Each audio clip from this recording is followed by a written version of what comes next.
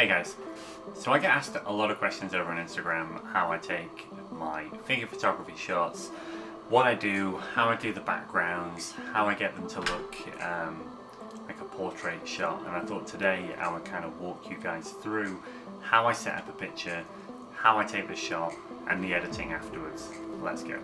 So first and foremost, I just wanted to walk you guys through kind of the stuff that you need, I suppose, and to that you need one of these and one of these. That's pretty much it. In order to get the kind of photos that I do on Instagram, you don't need all the sort of gear and stuff that I use. I'm going to give you a super quick overview of what I do use, and then from there we're just going to jump straight into a shot, and we'll do a little bit of a breakdown. I'll explain some of the reasons why I do some of the things I do, and then I'm going to take you through a super quick editing process for my shots. So I'm going to show you guys really quickly how I would set up this shot. Now what I'm using here is a background from Ghost Recon, because it sort of fits the theme that we're going for here with a sort of like jungle background. I'm using plant over here in the background to give myself a little bit of depth, and the same over here on this side. Now what we're doing right now is we're layering up as much as possible away from the monitor. Now you can get really good results just literally by shooting your figure up against the background. However, it does tend to look a little bit flat. So what we're going to do is we're going to place the figure over here, fairly close actually. See if I can find a location for him over here. And then what we want to do is layer up the shot as we go backwards. So you'll see here, we've got figure in the foreground, we've got something here in the sort of mid-ground, and we've got these sort of plants that are separating us from the background. This is all going to help sell the effect. I'm going to show you guys a little bit of a view of what we'll be looking at.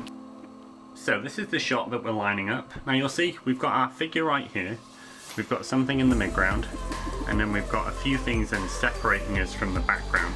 So as we look down the barrel of this figure, it's going to make it appear much more realistic.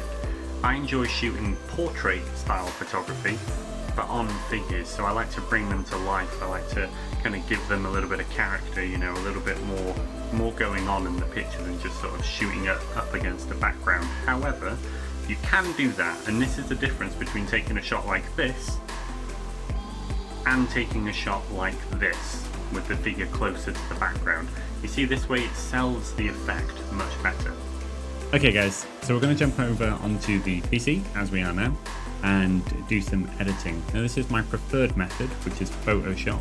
However, in a later video that's going to drop in a couple days time as this is recorded, I'm going to also show you guys how you can do this on Lightroom Mobile as well. I'll be doing a bit of a tutorial on Lightroom Mobile showing you guys how you can do this. If you are just using a phone and you just want to shoot with a phone and a screen, you can do that. I'm going to try and teach you guys a little bit about Lightroom as well. But for now, we're going to jump straight into Photoshop and we're going to show you my normal workflow.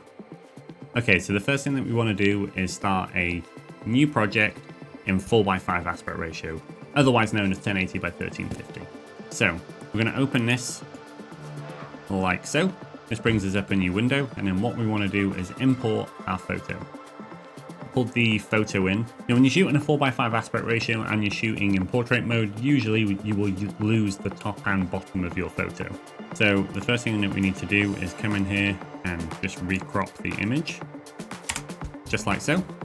Now I'm going to apply the Wolf Secret Sauce. This is kind of my signature edit that you'll see on most of my Instagram shots. I'm going to apply that right now. So this is a typical edit for me, to be honest. This is my normal workflow. These are the things that I do on most of my photos. Hopefully this gives you a little bit of insight of how easy it is to do this shot. This whole thing, even while filming it, took about 15 minutes. To be honest with you, it's a relatively quick process. Now again, you don't need all of the gear that I use. You can get the same thing with like stuff that you've got around the house. If you're struggling for light, use a torch or use the flash from your phone. If you're struggling for a background, just have a look online, find something that fits the character that you're using. If you're struggling for a base, don't use one. I'm going to show you guys super quick the differences between this photo and then me just taking it straight up against the background. So here's the difference between this picture with a bit of the background, as we can see the layers going back, and this is just straight up against the monitor. As you can see, it still has a really good effect. This is literally just the figure. We're missing out the feet entirely because we're in this case just shooting without a background, without a diorama, and then up against the background. You will kind of, be able to tell that the background looks a little bit more flat in this one. There's not as many layers, it doesn't sell the scene as much, but you can easily get away with that by putting the figure on a box a little bit further away from the screen, using other things that you may have, other sort of props.